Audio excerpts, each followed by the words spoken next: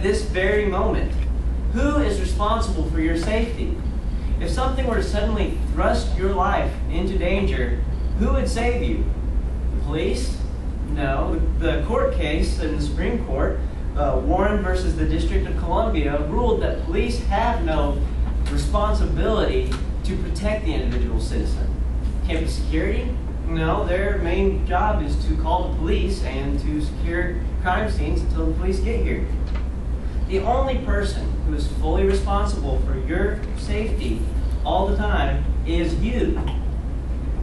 Over the weekend, I attended a class where I was trained to use firearms in defensive situations, and it made a profound impact on the way I see self-defense and personal responsibility. I want to answer three main questions that are often raised about self-defense. A, why should I be concerned about self-defense? B, what methods are available for self-defense? And C, how would carrying a weapon affect my life? So let's start with the first question. Why should I take measures to protect myself? There's an old saying that goes, when seconds count between life and death, the police are only minutes away.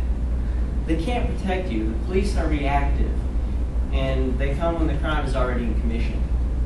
You and you alone are responsible for your protection. If you have a family, the responsibility is even greater.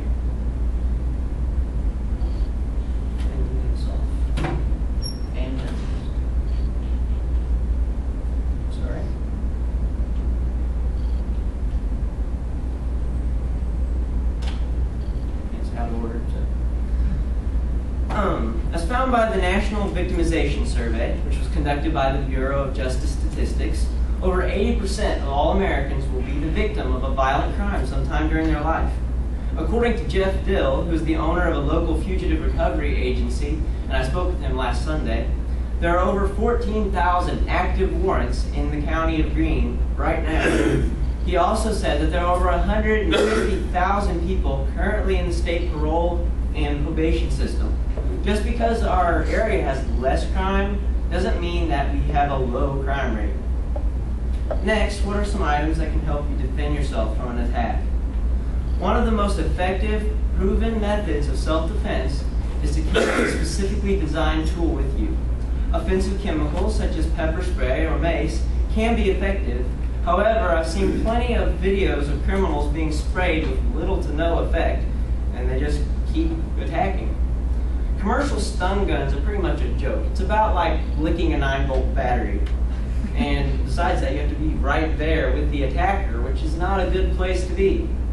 Tasers can be effective, but they have several drawbacks. The cartridges cost 20 times as much as handgun ammunition. You only have one shot, which has a maximum range of 15 feet. So you better hope that there's not more than one attacker.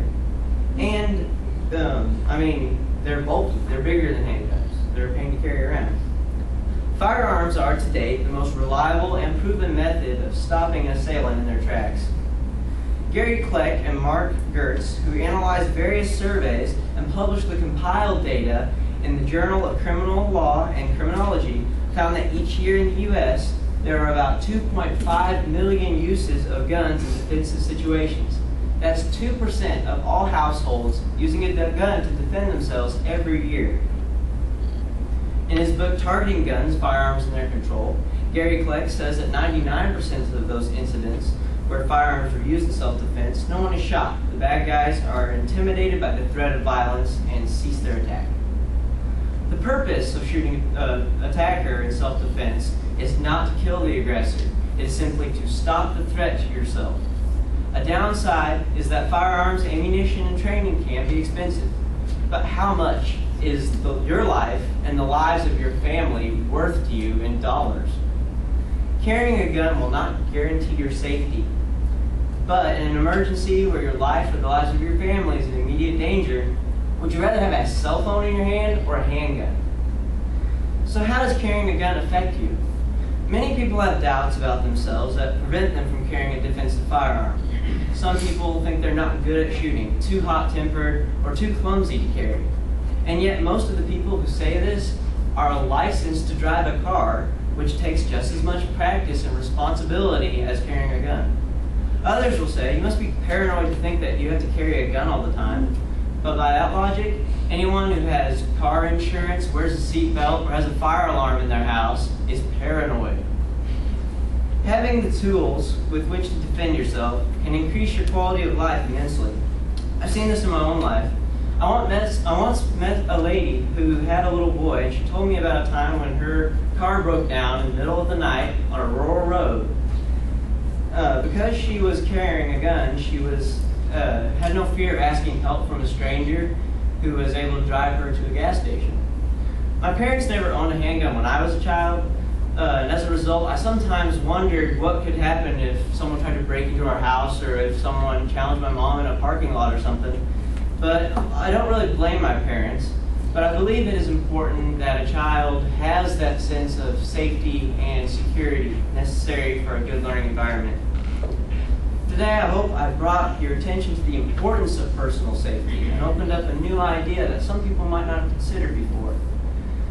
Let's look back at what I've covered. I've brought your attention to the fact that you and you alone are directly responsible for your safety.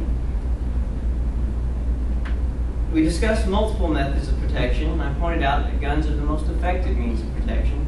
We've also knocked down the different reasons that you may give why you don't carry. If you're interested in assuming this very important responsibility, please get with me after the class and I'll get you some information about buying a handgun and learning how to use a handgun safely, and I can point you to the right direction. I hope that every person in this room will purchase a self-defense tool and learn how to use it responsibly. This weekend, I and my friend Austin, which he doesn't want to show it.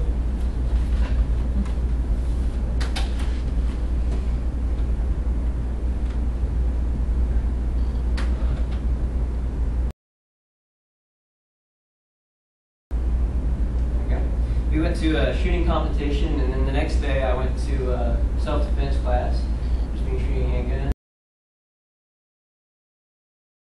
Being on the move.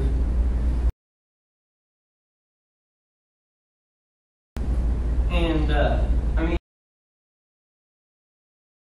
mean, if you're physically unable to physically defend yourself, a handgun is the ultimate equalizer. And I mean, there's two ways you can shield yourself from violent attack. Bare hands, or would you rather have some lead? In conclusion, I didn't tell you this to further my political agenda or to get attention or because it's what I want to talk about. I chose this topic because I'm genuinely concerned about your safety. But even though I want to help you, I can't protect you. That's up to you, and only you can make that decision. Thank you.